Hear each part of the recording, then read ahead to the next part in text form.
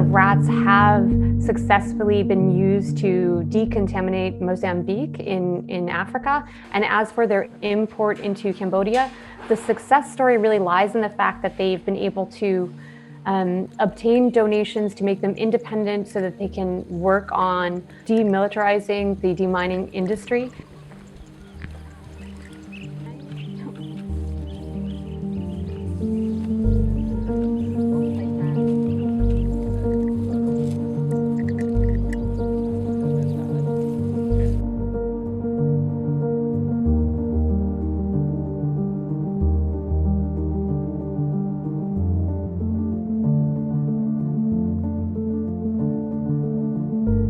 Landmine clearance has a huge amount of military infrastructure. Decontamination depends on the same military skill sets that contamination depends on. So people who are deminers are often soldiers or former combatants. In Cambodia, the largest demining organization is part of the military branch of government.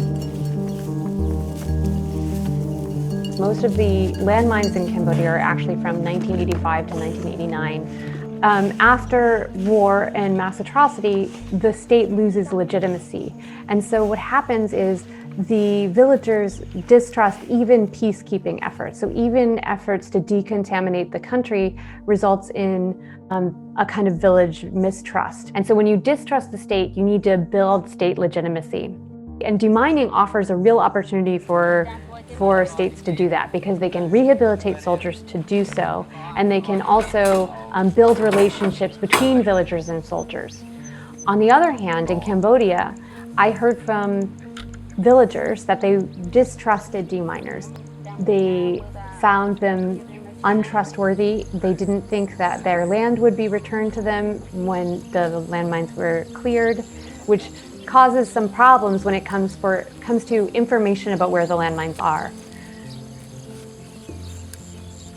So the rats don't fit in with the military aesthetic of demining. The villagers, when they see the rat, they also were a little bit puzzled, but I actually think what happened was the rat humanized the deminers in a way that demilitarized them, and then when they see the rat, it's more of this kind of absurdity. So you think, okay, what is a rat doing there?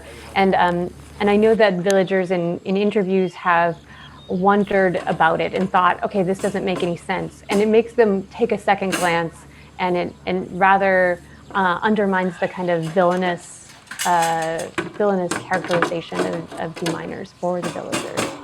APAPO, which is the organization that has the rats, always posts publicity photos where the rats are snuggling. And then what I've noticed, since the rats have entered the country of Cambodia, the dogs, the landmine detection dog organizations have started to post photos of their dogs being puppies or being cute. You have a kind of effect that pervades other organizations too, where suddenly demilitarization is something to be valued, even in a highly militarized industry.